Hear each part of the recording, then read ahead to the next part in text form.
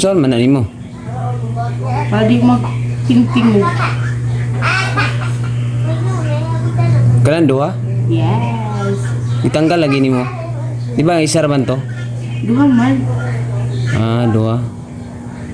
Eh. Kalas na magpalit-palit eh. Total, di mo na makita. Mana yang gibuhat karon? Oh. Nangita mig pamaagi nga na si magamit tomorrow. So actually na may magamit. So ang iya lang gibutangan og stick glue ang iyang kuan para dili banha pag magkuan dili magbanha mag lakaw. So yang gibuhat is gibutangan niya stick glue ang kada kilid, no? Parang guma pa rin siya yun. Parang guma pa rin siya. Diba? Ang ganda ng naisip ng misis ko. Talagang makakasip talaga tayo sa ganitong ano paraan. O, diba? Yung yung walang idea, magkakuha kayo ng idea, no? Kasi yung shoes na ano ay yung gagamitin niya bukas, ito yon, no? Huwag kayong mag-alala kung ano kung napakpak na diya. Importante may magagamit kayo. Hindi naman na makita.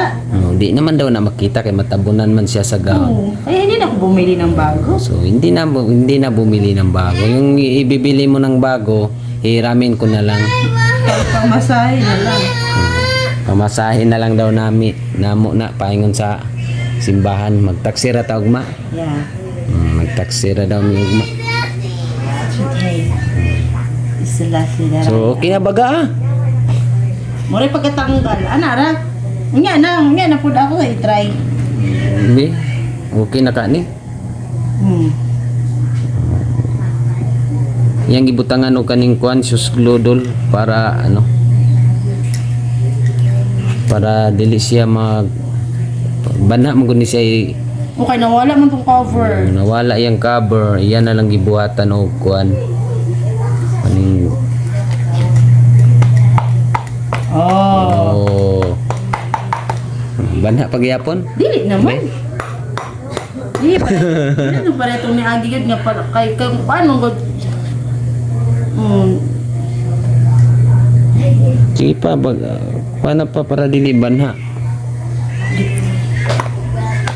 na Okay naman gud daw. Kung kailangan naman gud banha man gud yung kinilang yang glass. Okay, sige maganda yung naisip mo. Oh.